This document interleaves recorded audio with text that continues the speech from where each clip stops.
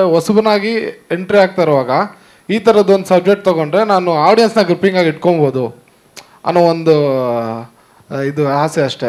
ಇವಾಗ ನಾನು ಕಮರ್ಷಿಯಲಾಗಿ ಹೋಗ್ತೀನಿ ಅಂತ ಹೇಳಿದ್ರೆ ಯಾರೂ ಇವಾಗ ಪಕ್ಕದ ಮನೆಯವರು ಒಂದು 5,000 ಕೊಡಿ ಅಂದರೆ ಕೊಡೋಲ್ಲ. ಯಾರಾದರೂ ಬಂದ್ಬಿಟ್ಟು ನಮ್ಮ ಮೇಲೆ ಒಂದು ಕೋಟಿ ಹಾಕಿ 2 ಕೋಟಿ ಹಾಕಿ 10 ಕೋಟಿ ಹಾಕಿ ಅಂದರೆ ಯಾರು ಹಾಕ್ತಾರೆ? ಯಾರೂ ಹಾಕಲ್ಲ.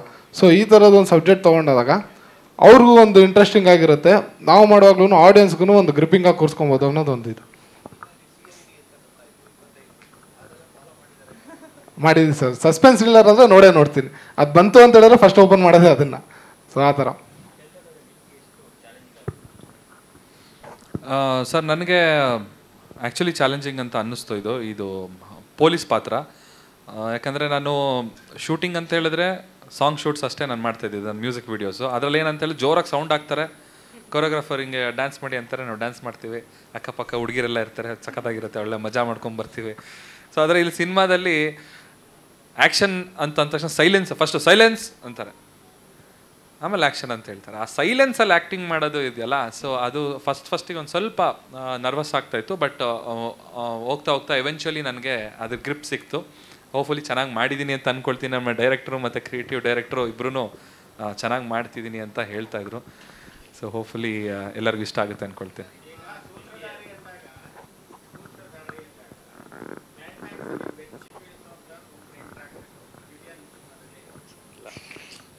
ಸರ್ ಏನು ಕ್ಲೈಮ್ಯಾಕ್ಸಲ್ಲಿ ಯಾರಾದರೂ ಒಂದು ಕ್ಯಾರೆಕ್ಟ್ರು ಬರಬೇಕು ಅಂದರೆ ಸರ್ ಅಫ್ಕೋರ್ಸ್ ಯಾರು ಸೂತ್ರಧಾರಿ ಅನ್ನೋದೇ ಕಣ್ಣಿಡಿಯೋದೇ ಇಡೀ ಸಿನಿಮಾ ಆ್ಯಕ್ಚುಲಿ. ಸೊ ಹಾಗಾಗಿ ಕೊನೆಗೆ ಆ ಕ್ಯಾರೆಕ್ಟರ್ ರಿವೀಲ್ ಆಗೇ ಆಗುತ್ತೆ ಸರ್, ಅದು ಯಾರು ಅಂತ ರಿವೀಲ್ ಆಗ್ತಾರೆ.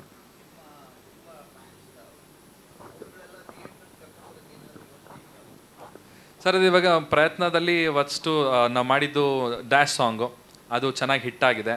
ಅದನ್ನು ಬಿಗ್ ಸ್ಕ್ರೀನಲ್ಲಿ ನೋಡಿ ಆ ಥಿಯೇಟರಲ್ಲಿ ಆ ಎಫೆಕ್ಟ್ ನೋಡಲಿಕ್ಕೆ ಬರ್ತಾರೆ.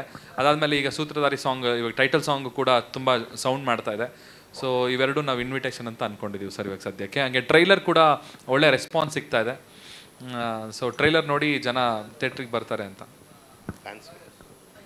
ಎಸ್ ಸರ್, ನಾನು ನಂಬಿದ್ದೀನಿ ನನ್ನ ಫಾಲೋವರ್ಸು, ನನ್ನ ಫ್ಯಾನ್ಸ್ಗಳು ನನ್ನ ಕೈ ಹಿಡಿತಾರೆ. ಇಷ್ಟು ದಿನ ನನ್ನ ಕೈ ಹಿಡಿದು ಇವತ್ತು ಈ ಮಟ್ಟಕ್ಕೆ ತೊಗೊಂಡು ಬಂದಿದ್ದಾರೆ.